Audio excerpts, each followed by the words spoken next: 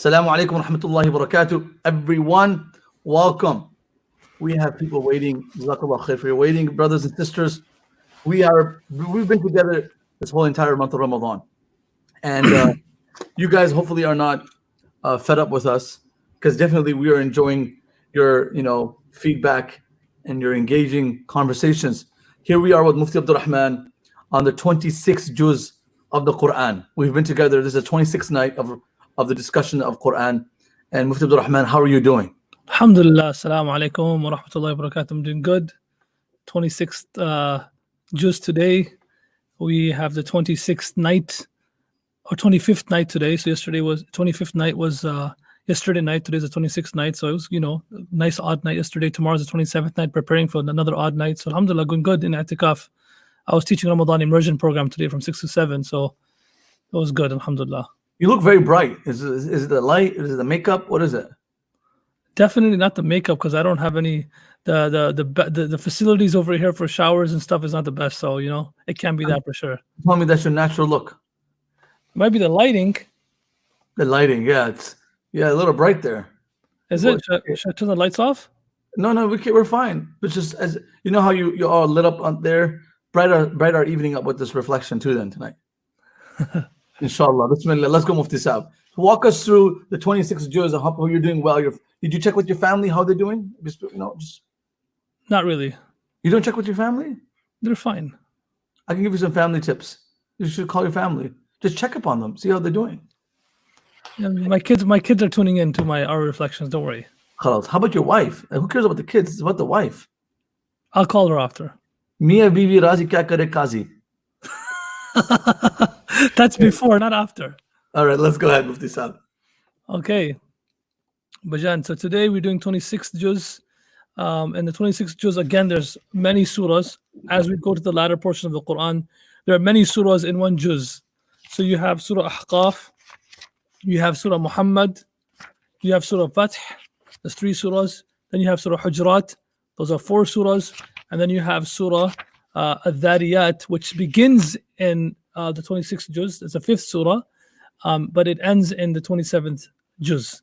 So we have all these surahs to go through, Bajan, and they're all a lot of dynamic verses in these surahs, tantalizing reflections. That's the word, tantalizing. Yeah, a lot of tantalizing verses you can go through. So let's go right into it. Let's jump right into it. Yesterday we discussed the 25th juz, and today we should just jump right into the 26th. There's a lot of things to talk about. What do you want to talk about in the 26th juz, Bajan?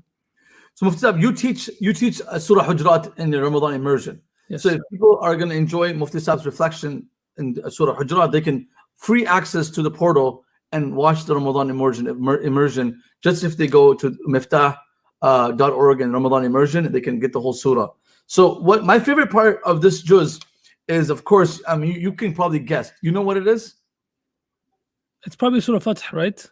Fath, yeah, Surah Fath. The beginning of it is beautiful, and then in the middle of it, there's this verse that I always ponder about. It's a Hudaybiyah, لَقَدْ رَضِيَ اللَّهُ عَنِ الْمُؤْمِنِينَ إِذْ يُبَايِعُونَكَ تَحْتَ الشَّجَرَةِ. The pledge that the companions had did in Surah Hudaybiyah and the Treaty of Hudaybiyah, that is one of my favorite parts of this surah, this whole juz actually.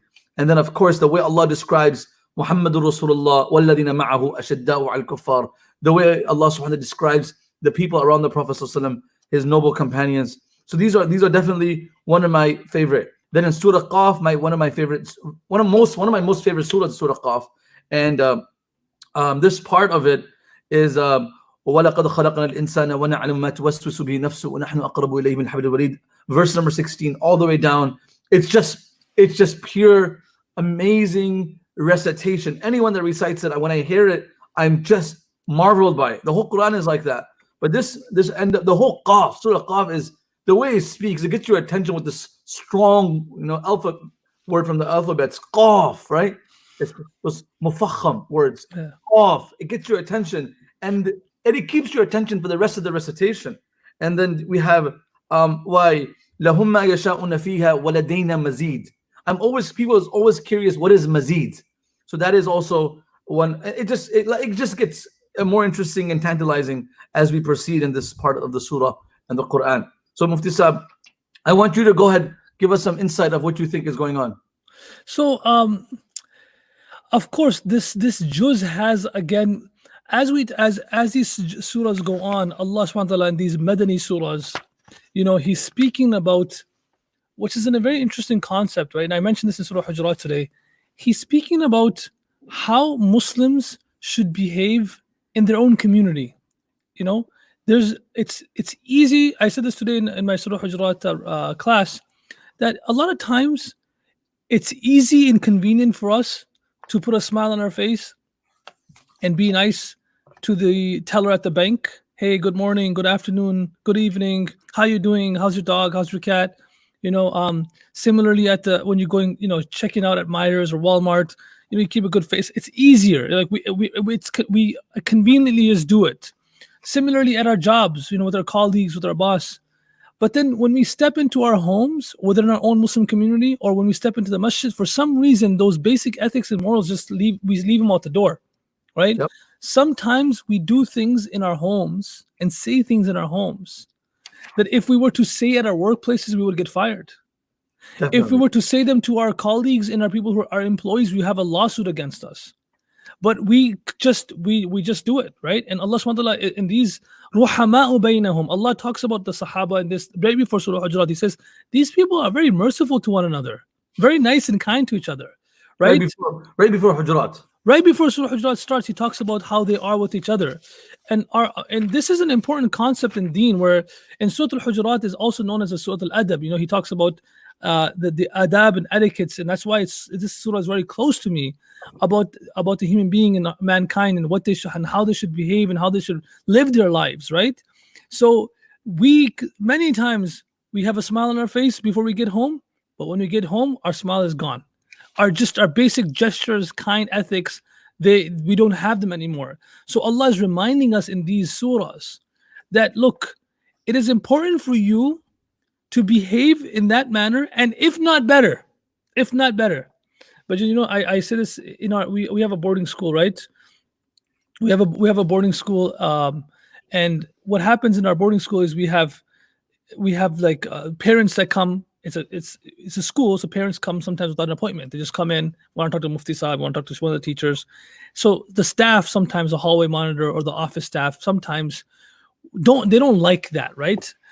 They don't like the fact that someone's walking in and just all of a sudden just asking to meet somebody, and next thing you know, and they sit them down, they talk to them, say sit down. But sometimes and the way they treat them is not usually the most cordial way. They say next time make an appointment, talk to like it's professional. Like, but when the FedEx driver comes or the UPS driver comes, right?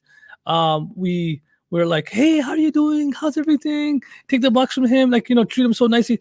I'm not saying that's wrong, but that Muslim brother who came in the door, that person also deserves that same amount of respect, whether he came with an appointment or not.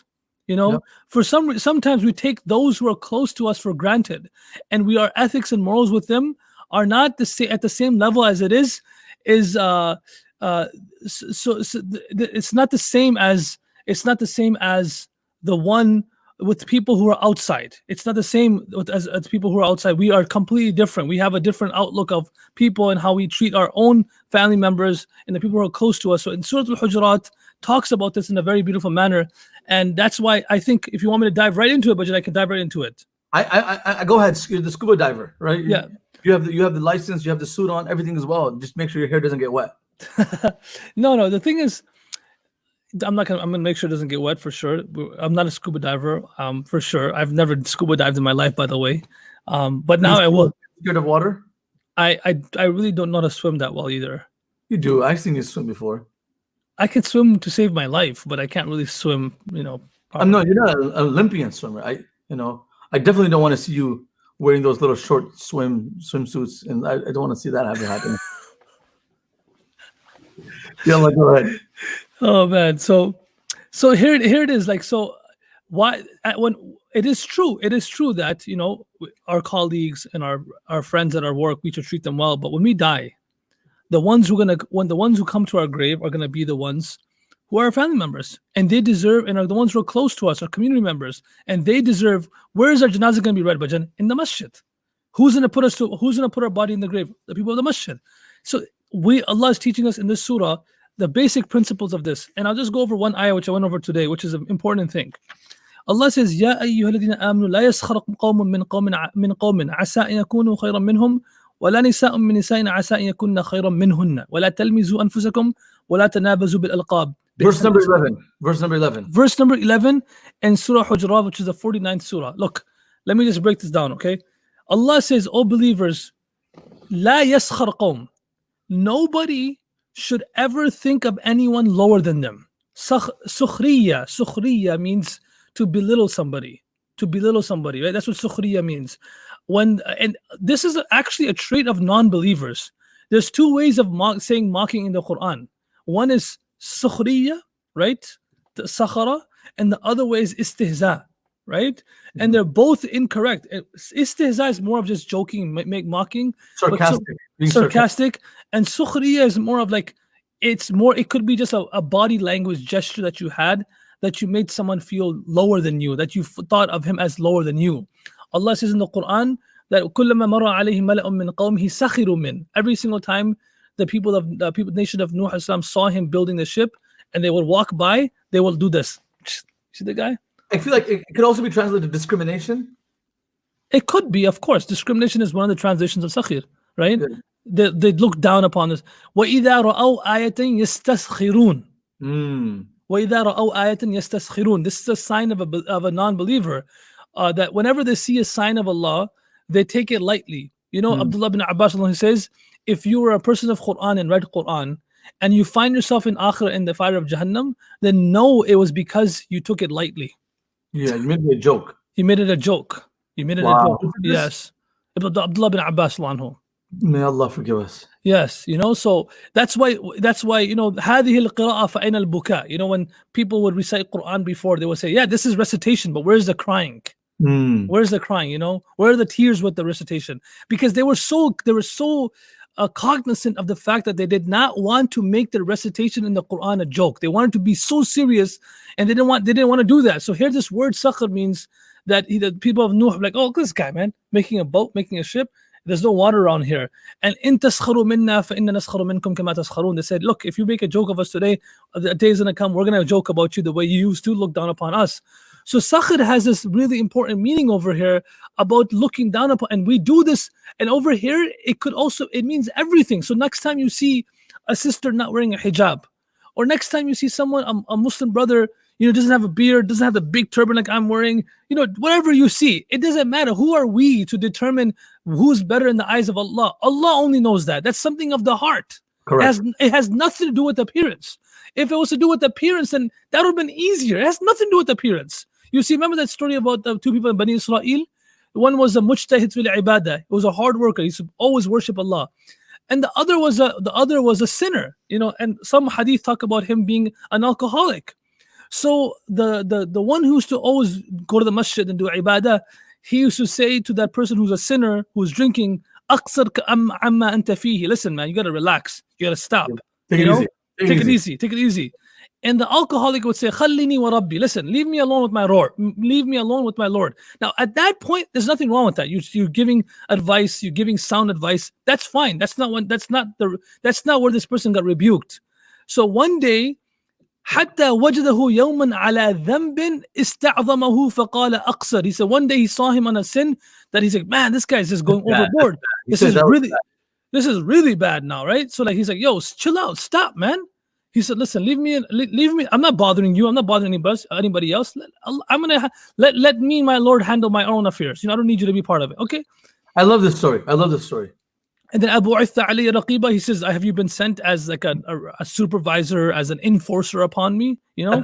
Yeah. So faqal wallah. Then the guy said, so there's nothing wrong with that so far. This will happen, right? A lot of times, people in the masjids, they come to the masjid, sisters come to the masjid, brothers come to the masjid. But because of sometimes some people's words, and a lot of times, not even words, just because of our body language, because of our gestures, because of maybe our silence. You know, you don't have to be demeaning only in words. You can be demeaning in the way you look at people. But then you're the master of facial reactions. How can you be when you're demeaning someone with your, you know? Go ahead. Yeah, like, you know, like, it's It's even small things. People like, this spiritual, this religious superiority that people have, like because of they're pious or they're better Muslims, and they have a superiority complex. Sometimes, small things, someone's hair is showing, or someone is not dressed well from the men's side. I know there's a place and time and there's a way to do it, but this is what really, if you go, this is what has pushed the people away in other parts of the world from the masjid. Also, youth, it's pushed them away. Yeah. And now they're there, and we have to help them out. I know if someone comes in, of course, in a totally ill-mannered way, you understand? Of course, you tell them this is not the locker room, okay? This is not your gym locker room. You got to wear something. You know what I'm saying? I don't know if you've been to those gym locker rooms, Mufti Sahib. It's pretty bad, man. It's pretty bad. I don't know how people are allowed to go to the public gyms, or the YMCA. I don't know how. Let's keep it to the Quran, okay? Let me bring you back. I'm getting onto my favorite topic. I like talking about the locker room stuff. That's not one of my favorite topics. Look, how do you justify other people not dress modest, even from the same gender? Okay, we're not saying that's acceptable in the masjid, but there is a limit, right? But if someone comes to the masjid, they have some phony hairstyle, or they're doing something that's not appropriate, and from the personal side, they're not affecting anybody else. Yes, if a baby is crying in the masjid, salah is going on, you tell the mother kindly, please, either you grab the baby, I'll hold the baby. Like everyone has to focus. So we don't want to push people away. I see what you're saying. So the thing is, how many times do people, like sisters can relate with me, brothers can relate with me? Look, Bajan, you know that metal detector you go through at the airport? Metal detector? That they did a little that thing that you're the best guy at the No, reaction. they don't do metal detectors. They make you pick your hands up like this, and I pose. You ever do that before? I love doing that. It's better than metal detector. I love going there, putting my feet there, and every time I get there, they always ask me, "Sir, have you done this before?" I'm like, I'm a master at this, man. Let me put my hands up, and I do the longest stretch. I pose. I don't know what they do. They take a picture, 3 of a 180 picture, or 360 picture of my body. God knows what they're doing, and they get out and they still pat me down. Yeah, of course. So do you have any sensitive spots? I said, I'm made out of steel, brother. You could pat me down, you can find nothing.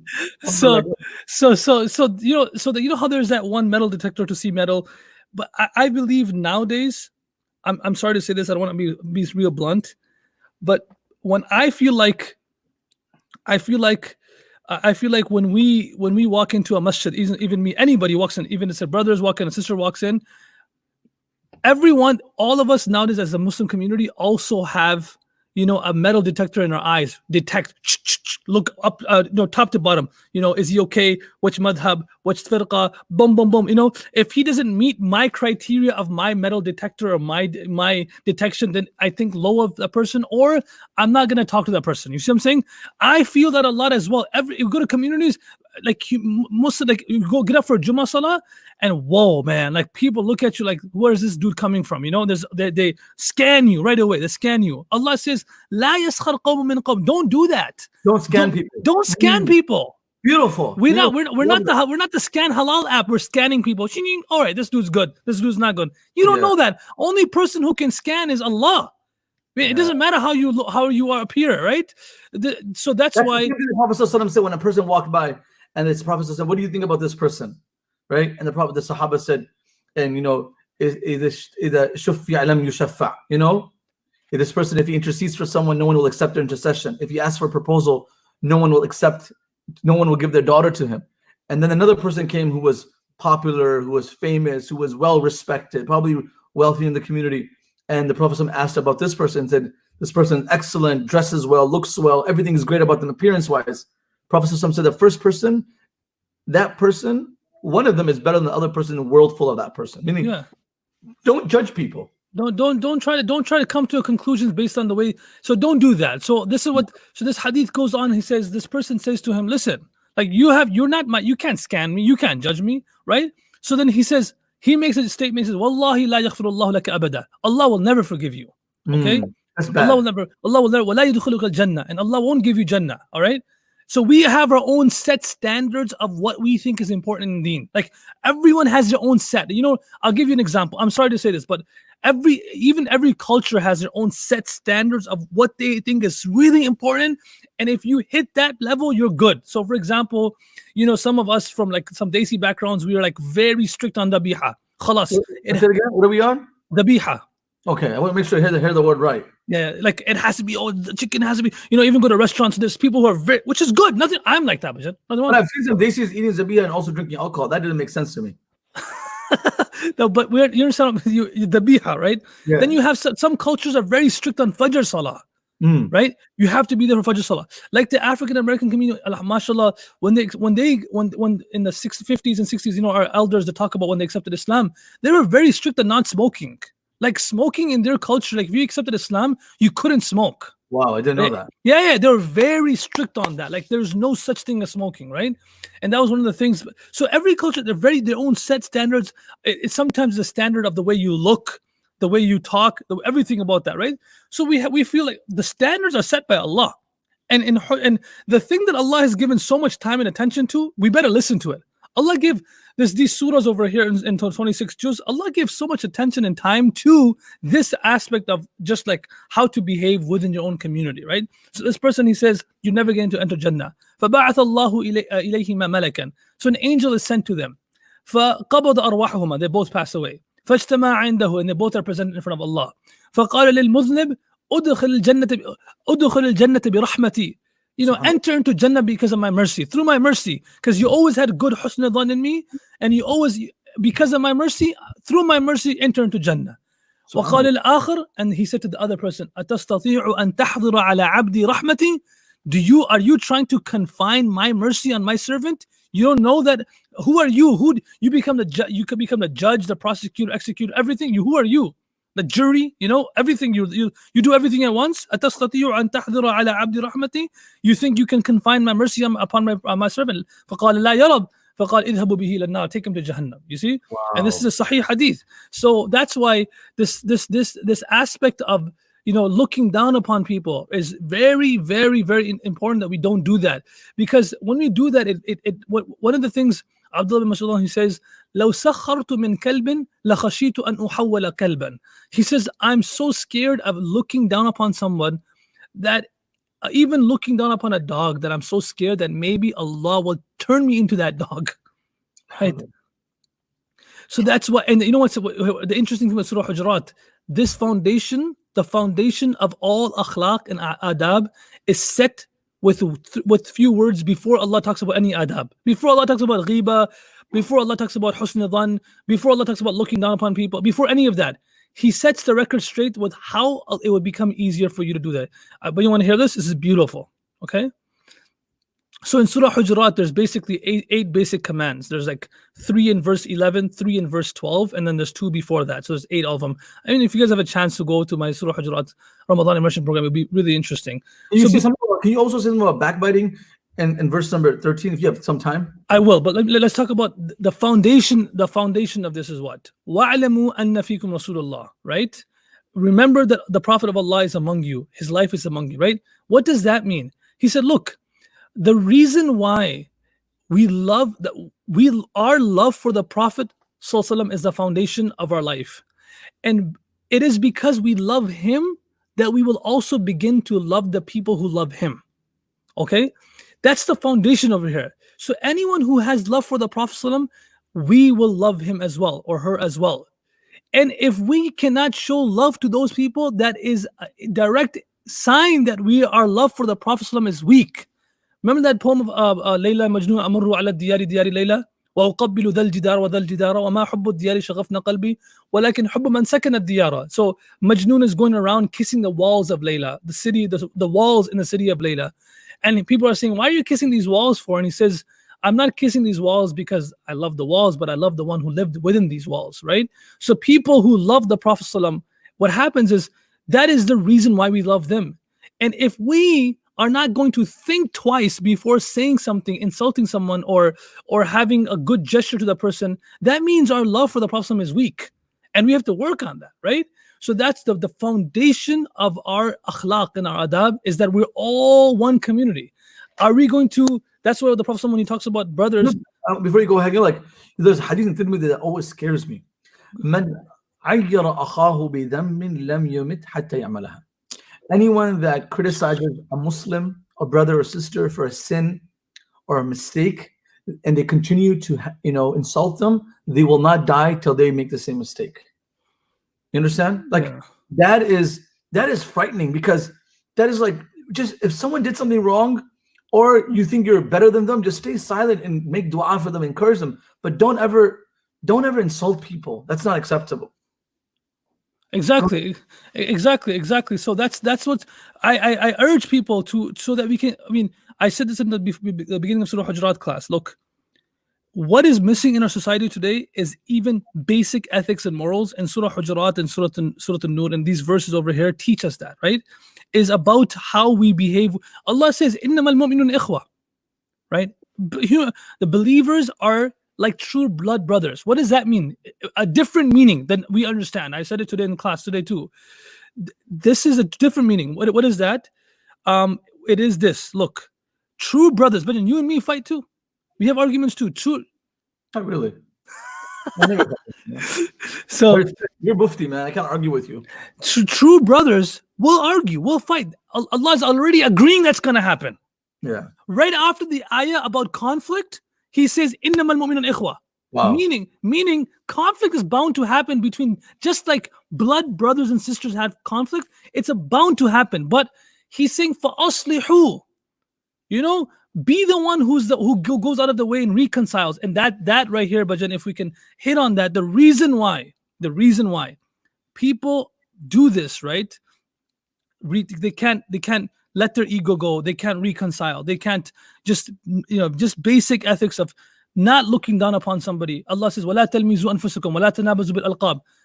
Why do we do that for? So again, as I said earlier, it is that the principle, the foundation is anybody. You know how the teachers of the past, when they would see a student of knowledge, they would respect them. They would love them, not because who that person is, but because the Prophet ﷺ said, respect those that come to learn knowledge later, right? He said that. They would say the guest of the Prophet is here. The guest of the Prophet is here. The guest of the Prophet is here. And that was an attachment that they had with even though this was not a direct guest of the Prophet. But then I want to conclude with this part right here, because we have to do it in half an hour. This is so powerful, and I wish everyone can take this home with you. So in this same verse, Allah also... Everyone's already home, so they're not taking it home.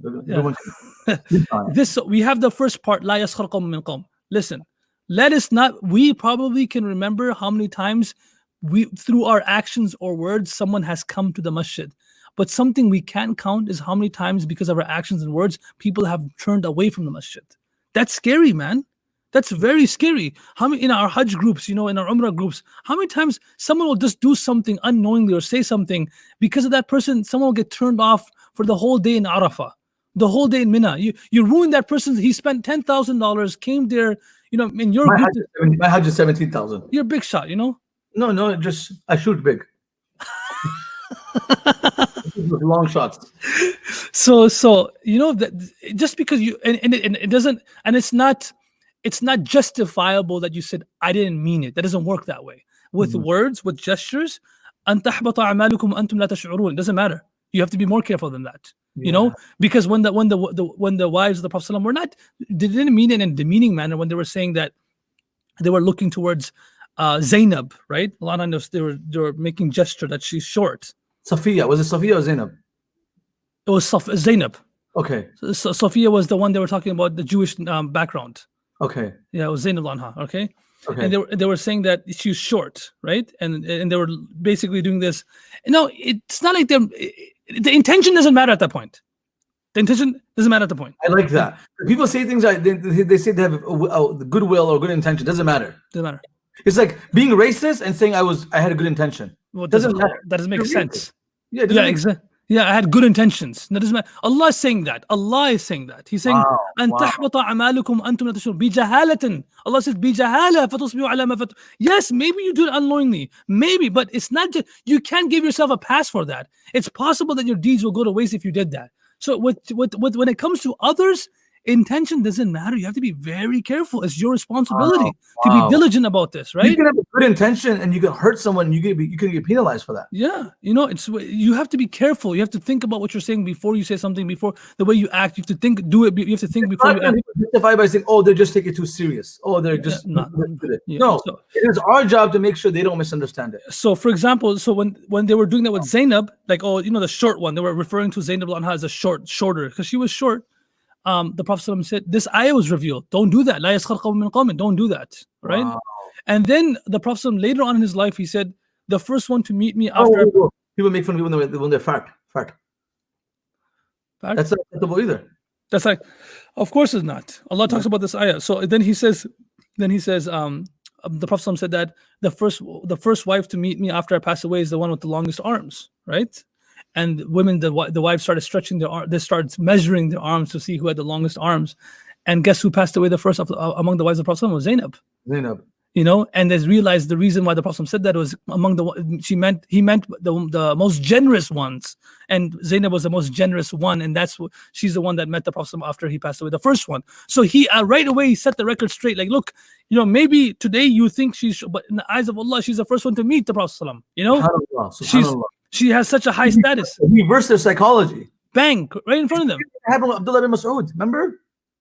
Abdullah bin Mas'ud sitting on a tree. People saw his feet and they're like, oh, they're so small, they're scrawny and they're weak, and they're laughing. The Prophet said, no, this person his actions are heavier than Mount Uhud. Yeah, exactly. So never look at the appearance. Never look at the size, the height. It's always about the intention, the action, and that's where it comes right here too, right? Ya ayyuhan nasu inna khalaqnakum min dhakarin wa untha. Allah talks about we created you guys at the creation in men and women. وَجَعَلْنَاكُمْ شُعُوبًا. We made them in tribes, وَقَبَائِلًا, وَلِتَعَارَفُوا. And we did this so you guys can recognize each other. Yeah.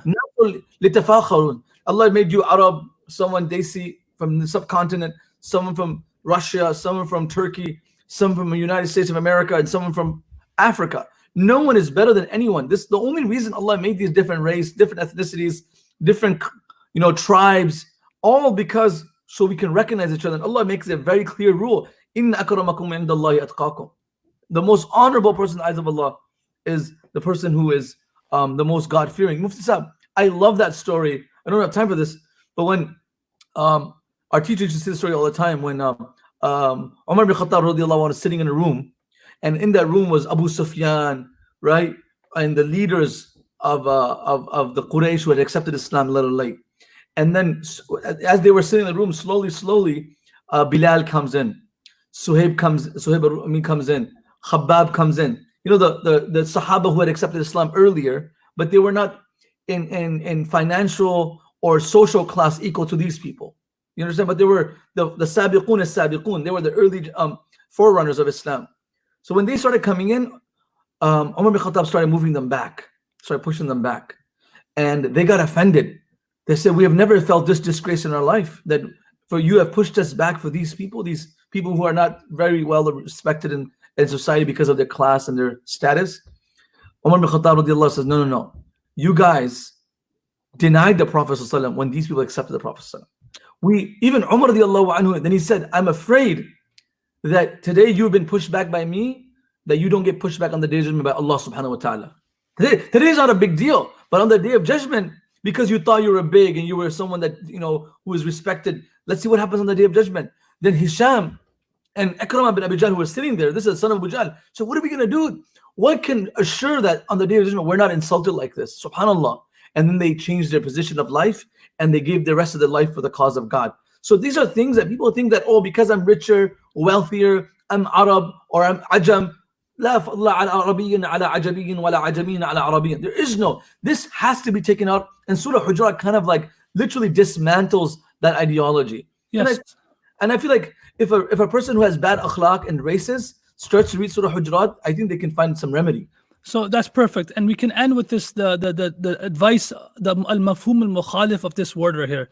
لا تنابزوا بالألقاب. I mentioned this again in Surah Al-Hujurat class. I keep on mentioning it. Go on Miftaah.org. There's a class, there's a Ramadan immersion program. It's free. Go to the recorded sessions. You can just go to Miftaah.org and get it done from there. Right here, it says, وَلَا تَنَابُزُ بِالْأَلْقَابِ, right? That do not call each other by bad names, right? Do not call each other. So we understand that. That makes sense. Don't even if you think, oh, he's my homie, he's my bro, I can call him what he wants. Don't do that. Don't do that, because today he might not mind, but on the day of judgment, when he's looking for good deeds, he might come after you. Nah. Right? So don't make a habit of doing that. Your friend about the day of judgment. And under this tafsir, Mufassirin talk about, look, a person who has an iman in his heart cannot have a filthy tongue. Wow. Cannot. So if you have a filthy tongue and you're calling people names, that means there's a lack of iman in your heart. And that means there's a lack of the love of the Prophet in your. This surah starts with adab towards the Prophet. So a person who does not, and then it tells you different signs. Like there's signs if you love the Prophet or not. And these are signs. That means if you cannot think twice before you say something, that means, look, your love for the Prophet is weak. What's the opposite understood meaning of this ayah? This verse, وَلَا تَنَابُزُ بِالْأَلْقَابِ, which is beautiful. We'll take a minute and you can go after this one. Is that call each other with good names. With the best names. With the best names. Give each other good qualities. If you have a friend who, stands out among your friends, right? Just stands out among your friends, like, she's polite, she's gentle, or he's, a generous person, right? So you can say that to that person. You can say, you know what? Oh Aisha or Abdul Rahman, among people, you're a generous person, So you make that quality a standout quality for that person, and that person starts to aspire to get that quality. So I did that with my kids. So with your kids, the Prophet ﷺ used to do this a lot.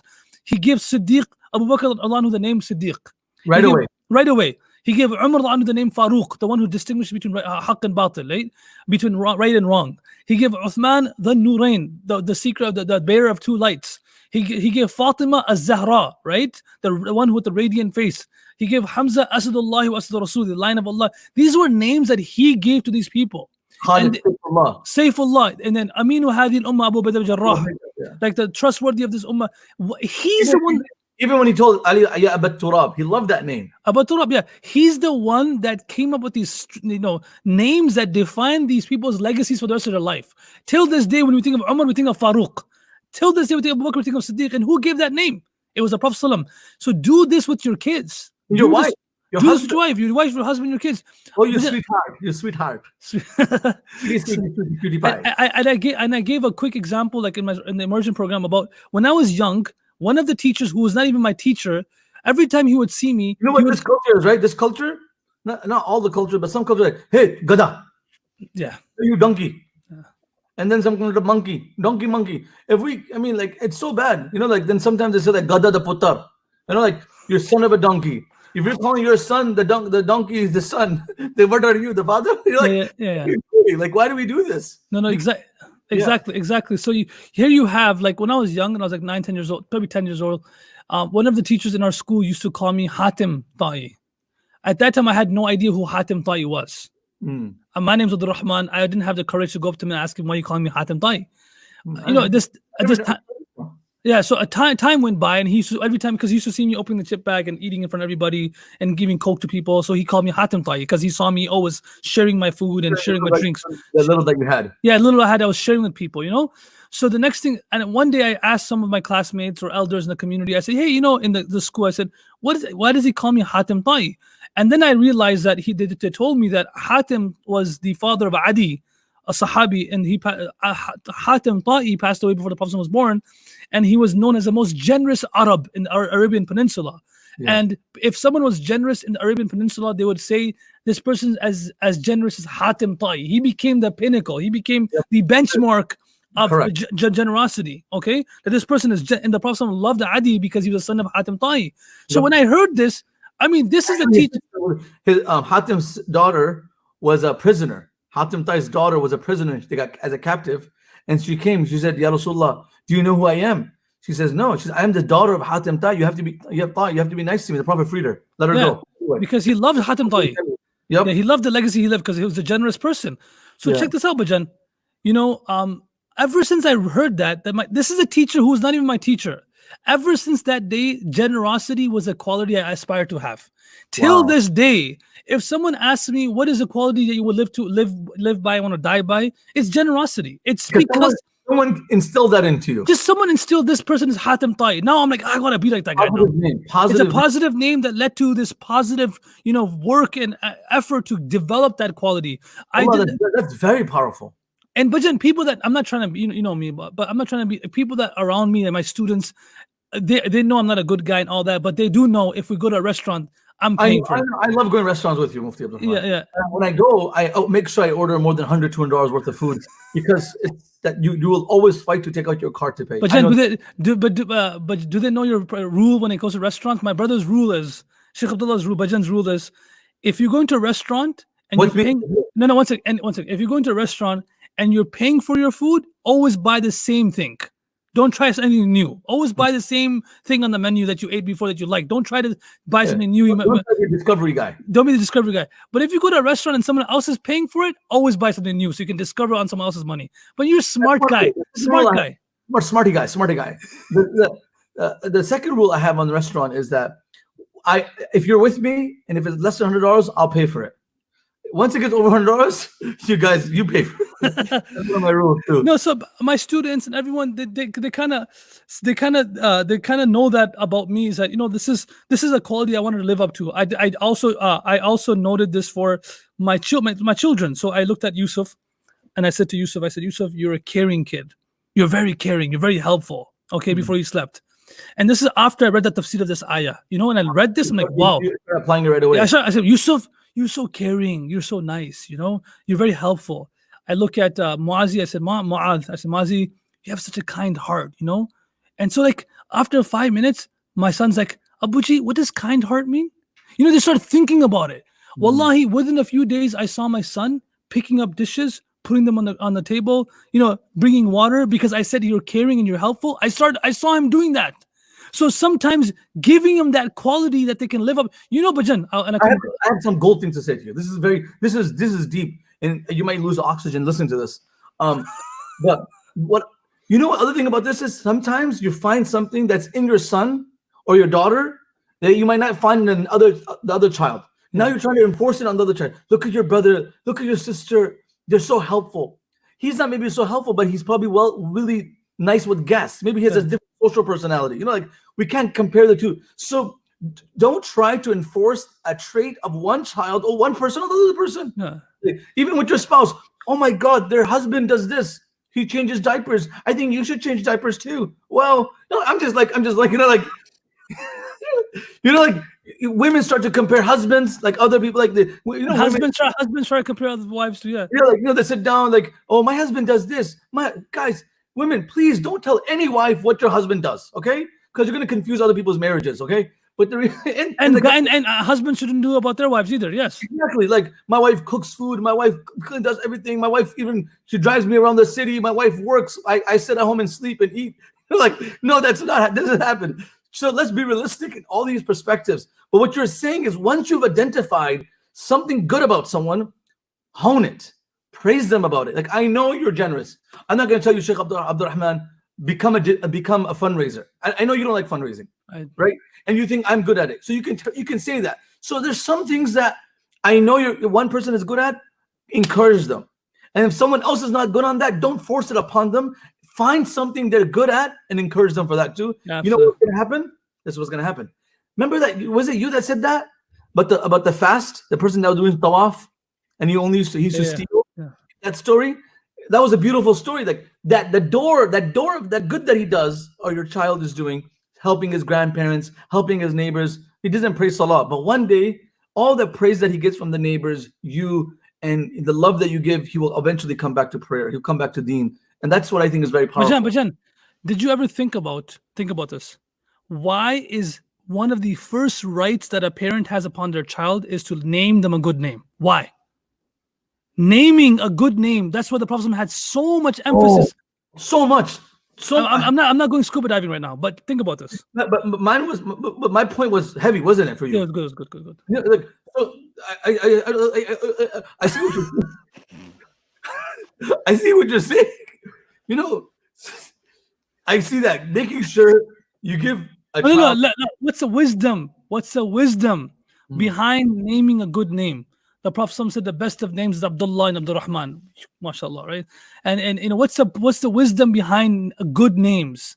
The wisdom behind good names is from the time of Jahiliyyah. It's not an Islamic thing. It's not an Islamic thing. This was happening. Naming children. Oh, yeah, naming children. Our discussion. I love this discussion. Yeah, naming children a good name. Not I want to name a good, really Ruksana, Shuksana. Mufti Sahib. Not to be funny. I told you don't try to be funny. Okay, you do it. No, Mintu, Timpu, Tapu, Bumpu. You know, like how do you get these names? Like you bounce the ball off the wall, you come up with the name. Yeah. Something. You hit the pan on the ground. Ding. That's your child's name. Like everyone wants a unique. Yeah. And it has to sound good. It has to have the bouncing noise. And then no one has to have that name. And I don't know. I don't understand. Yeah, like Maryam. Maryam is a beautiful name. Maryam comes in the Quran. No, but I when someone asked me for the daughter's name, one of the top names is Maryam. I said Maryam. Sumayya, Fatima, Aisha. You see, even good names like Iman. Like yeah. When you say that, like even Sahaba's good names. Those are really good names. Yes. So what's the point? What is the wisdom behind good names? This is not something. I'll be honest with you. The Prophet ﷺ and the Sahaba named their animals with amazing names. Everything. Bajan, listen to this. Talha and Zubair anhu used to name their children. One named all their children off of Anbiya, and the other named all their children after Shuhada. Wow. I remember reading that. Can you tell me what that is again? That was amazing. One, and I'm not gonna give you who did who, because tomorrow we'll ask the crowd. One, Talha and Zubair, they were buddies, friends. Yep. Whenever one would have a child, he would name his children prophets' names. Whenever the other one had a child, he would say Urwa bin Zubair. Huh? Urwa bin Zubair. Urwa is Shuhada, right? Yeah. So whenever Zubair anhu would have a child, he would name him after the Shuhada of Badr, of Uhud, of Khandaq. Meaning they wanted their children to be like those martyrs of Uhud and Badr and Khandaq. Okay, Bajan, check this out. This is not an Islamic thing. This is at the time of Jahiliyyah. Abu Talib did it with his kids. One kid's name was Talib, one kid was Aqil, one was Ja'far, one was Ali. These were and why? Because Talib means someone who aspires for high. Aqil means someone who has high intellect. Ja'far means someone who flies, someone who has eloquency. Okay? Wow. And he was eloquent. Ja'far means someone of high eloquence. Wow. Ali means someone of high nobility. He named them, and then they lived up to those qualities, and the Prophet loved this. So that's why naming your children a good name is so you give them a quality, a name that they can live up to. So now if our parents haven't given us that name, don't go back to your parents. Oh, Dad, come on, what kind of name you give me? But look at within ourselves, look at that one quality that you're good at. Try to develop that more. And as friends, as community members, we should start highlighting them. Wallahi lazim, every person has something good quality in them. Every person. We're human beings. Allah has given us that. Even I said about that housefly and housefly in the honeybee. Remember, like the honeybee can find the flower and the nectar in a pile of garbage. Like you will find a good quality, and the housefly will find some filth in the garden. Don't become like a housefly. Be like the honeybee. So your wife, your husband, find that one good quality they're good at. If my husband may not be good at this, or my wife, but find that one thing and just keep on beating that point home. MashaAllah, this you're amazing at. This you're amazing at. Next thing you know, that quality will outshine everything else. But then it's too late now. Jazakallah khair for everything. Don't ask about Hussein. Mufti Saab's children's name is Yusuf, Mu'adh, and he has an Hussein, right? Yes. So all these names are beautiful. Ali radiallahu anhu first named his child. Hassan shows up. Prophet says, "What did you name him?" He said, "This is a baby. I named him Harb." The Prophet says, "I don't like this name. Change the name. He's beautiful. Call him Hassan." Then Ali was adamant to have the name Harb. Harb means battle, war, right? And they were warriors. And then he brings the next child, Hussein, a year and a half later. And so the Prophet said, "What did you name him?" And he says, "I named him Harb." He's like, he's after that name. And the Prophet said, "No, this is the little brother of Hassan." So Hussein, all these names are good, And again, I have to say that you don't have to change your name if you don't like your name, but you can develop a quality and you can be recognized by that name also. Exactly. It could be ton, whatever name you have, but your personality your wife can give you a stronger name, your husband can give you a better name that you're recognized by, you know, and that's what we should be. Like if your name Yeah. is if your name is Yasmin, then be the flower of the house. Yeah. If your name is Abu Bakr, then be the honest person of the house. Yeah. You know, live it, like someone said, live up to that name. Yeah, that's what we're doing, inshallah. And my children's name, Bajan, I named them because of a certain. I have a background why I named what I named them. The name. You named them because you said it in the ayah, but I have a background behind it. Mufti Sahab, we love you. We appreciate your insight. This was heavy information. We only got to talk about Surah Al-Hujurat. ولا تلمزوا أنفسكم ولا تنابزوا بالألقاب. This is that verse. ولا تنابزوا بالألقاب. The opposite understood meaning is that's this whole discussion came from there. We discussed a few things about how we live within our communities. لا يسخر قوم من قوم عسى أن يكونوا خيرا منهم. That part, and we discussed this. So please remember this. These are very important concepts, very important points, and so take this home with us. But I hope I just didn't take too much time. Asking about this class that you taught at Ramadan Immersion, I will share it on the thread. Again, everybody, thanks for joining. We'll be back at 1 o'clock, inshallah.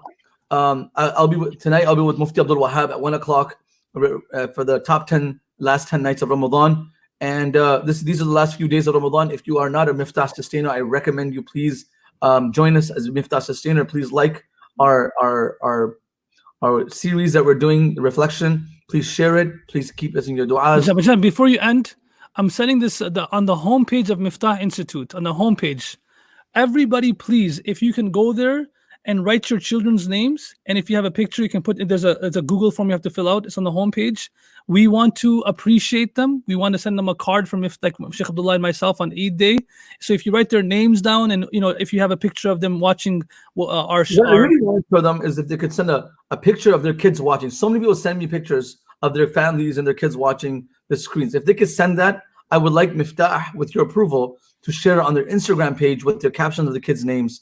If they're privacy, we can hide their information. Just have, if they're okay with it. This is, of course, their parents. We want to send their kids. I'm gonna write I'm gonna write a card for them, all of them, inshallah. I want to write a card from us. I can do the writing, okay? But you can sign it for me, and we want to give it to their families for Eid. So we have 1 day left because we want to mail this out by Thursday max. So in 1 day, by tomorrow night, can you please all just go on there and just write your names with your kids' names, and then we'll do that, inshallah. Kids, we want your kids. Most importantly, we don't really care about the parents that much, do we? Yeah. We do. Parents too. We love the parents too. Yes, we love the parents. Jazakallah khair. Assalamu alaikum wa rahmatullahi wa barakatuh.